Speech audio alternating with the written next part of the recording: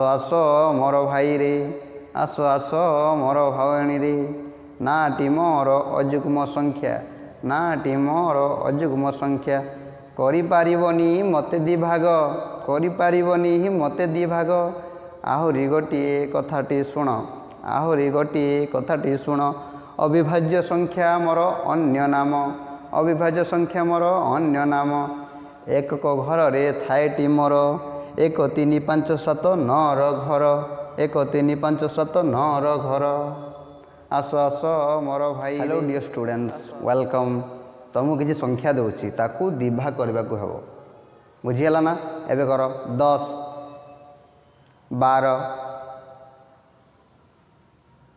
6 20 ଦିଭାଗ ହେଇଯାଉଛି। 10କୁ କେତେ କେତେ କଲ? 5 5 ହେଇଗଲା। ଆଉ 12କୁ 6 6। ୱା ଭାଇ, ଆମ ପିଲାମାନେ ତ ବ୍ରିଲିଏଣ୍ଟ ଆଉ। ଏବେ କହିଲ 7 ହେଉନି। ହଉ ଆଉ ଗୋଟେ ଦେଉଛି 3 ସମାନ ଦିଭାଗ ହେଉନି, ବିଲକୁଲ ହେଉନି। ହଉ ଆଉ ଗୋଟେ ଦେଉଛି 13 ହେଉନି। 6 6 ଆଉ 1 ବଢ଼ିଗଲା। ତ ଦେଖିଲ ନା ପିଲାମାନେ, ହେଉନି ନା? ଆଉ କେତେ ସଂଖ୍ୟା ହେଇଯାଉଛି ଦିଭାଗ। କାହିଁକି ଏମିତି ହେଉଛି? ହଉ ଆସ ଜାଣିବା। ତ ଯେଉଁଟା ସମାନ ଦିଭାଗ ହେଇଯାଉଛି ସେ ସଂଖ୍ୟା ନାଁ ହେଲା ଯୁଗ୍ମ ସଂଖ୍ୟା। କ'ଣ? ଯୁଗ୍ମ ସଂଖ୍ୟା ବା ଇଭେନ୍ ନମ୍ବର। ଏହି ସଂଖ୍ୟା ସମାନ ଦିଭାଗ ହେଇଥାଏ। ଆସ ଗୋଟେ ଗୀତ ମାଧ୍ୟମରେ ଜାଣିବା। ଆସ ଆସ ମୋର ଭାଇରେ, ଆସ ଆସ ମୋର ଭଉଣୀରେ, ନାଟି ମୋର ଯୁଗ୍ମ ସଂଖ୍ୟା, ନାଟି ମୋର ଯୁଗ୍ମ ସଂଖ୍ୟା, କରିପାରିବ ମୋତେ ଦିଭାଗ, କରିପାରିବ ମୋତେ ଦିଭାଗ।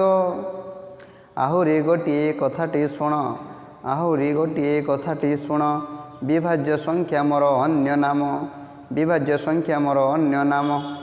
ଏକକ ଘରରେ ଥାଏଟି ମୋର, 0 2 4 6 8ର ଘର, 0 2 4 6 8ର ଘର।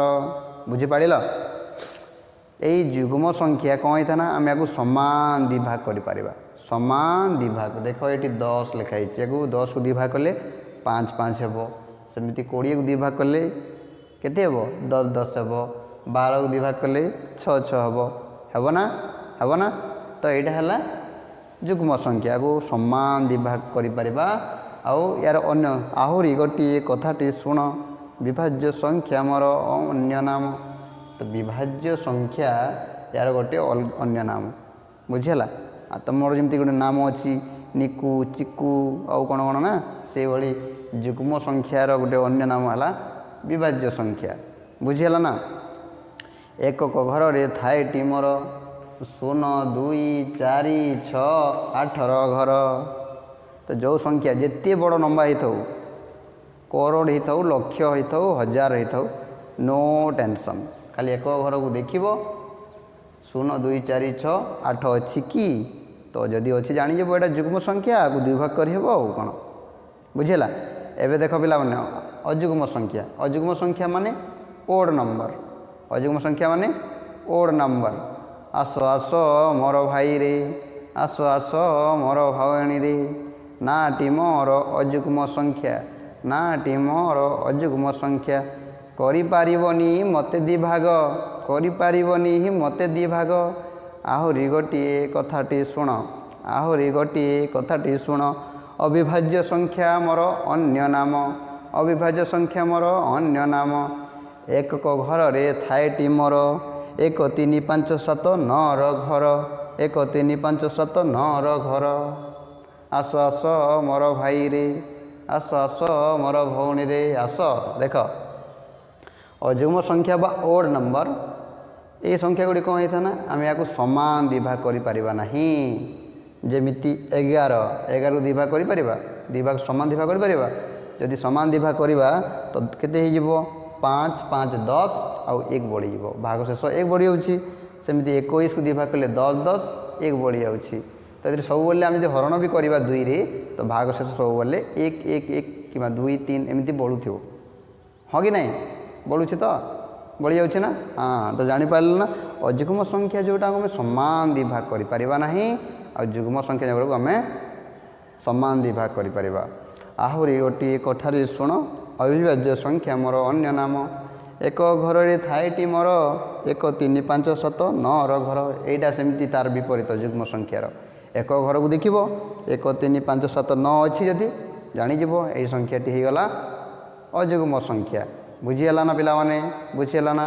ମୋ ସହିତ ସମସ୍ତେ ଆଉ ଥରେ ଗାଇବା 1 2 3। ଆସ ଆସ ମୋର ଭାଇରେ, ଆସ ଆସ ମୋର ଭଉଣୀରେ, ନାଁଟି ମୋର ଯୁଗ୍ମ ସଂଖ୍ୟା, ନାଁଟି ମୋର ଯୁଗ୍ମ ସଂଖ୍ୟା। କରିପାରିବ ମୋତେ ଦିଭାଗ, କରିପାରିବ ମୋତେ ଦିଭାଗ। ଆହୁରି ଗୋଟିଏ କଥାଟି ଶୁଣ, ଆହୁରି ଗୋଟିଏ କଥାଟି ଶୁଣ, ବିଭାଜ୍ୟ ସଂଖ୍ୟା ମୋର ଅନ୍ୟ ନାମ, ବିଭାଜ୍ୟ ସଂଖ୍ୟା ମୋର ଅନ୍ୟ ନାମ। ଏକ ଘରରେ ଥାଏଟି ମୋର 0 2 4 6 8ର ଘର, 0 2 4 6 8ର ଘର। ଆସ ଆସ ମୋର ଭାଇରେ, ଆସ ଆସ ମୋର ଭାଇରେ, ନାଁଟି ମୋର ଅଯୁଗ୍ମ ସଂଖ୍ୟା, ନାଁଟି ମୋର ଅଯୁଗ୍ମ ସଂଖ୍ୟା। କରିପାରିବନି ମୋତେ ଦିଭାଗ, କରିପାରିବନି ମୋତେ ଦିଭାଗ। ଆହୁରି ଗୋଟିଏ କଥାଟି ଶୁଣ, ଅବିଭାଜ୍ୟ ସଂଖ୍ୟା ମୋର ଅନ୍ୟ ନାମ, ଅବିଭାଜ୍ୟ ସଂଖ୍ୟା ମୋର ଅନ୍ୟ ନାମ। ଏକକ ଘରରେ ଥାଏଟି ମୋର 1 3 5 7 9ର ଘର, 1 3 5 7 9ର ଘର। ଛୋଟିଆ ହୋମୱାର୍କଟିଏ, ପୁରା ଛୋଟିଆଟେ, କରିପାରିବ ନା? ଦେଖ ଏଇଠି କିଛି ସଂଖ୍ୟା ଲେଖା ହେଇଛି 5 12 7 6 24 ଏମିତି ଲେଖା ହେଇଛି। ଏଇ ସଂଖ୍ୟା ଭିତରୁ ଯେଉଁଟା ଯୁଗ୍ମ ସଂଖ୍ୟା ତାକୁ ତୁମେ କ'ଣ କରିବ ନା ଗୋଲ୍ଡ ବୁଲେଇ ଦେବ, ଏମିତି ଗୋଲ ବୁଲେଇବ ଏମିତି। ବୁଝିହେଲା ନା ପିଲାମାନେ? ବହୁତ ବହୁତ ବଢ଼ିଆ, ଧନ୍ୟବାଦ, ଥ୍ୟାଙ୍କ ୟୁ।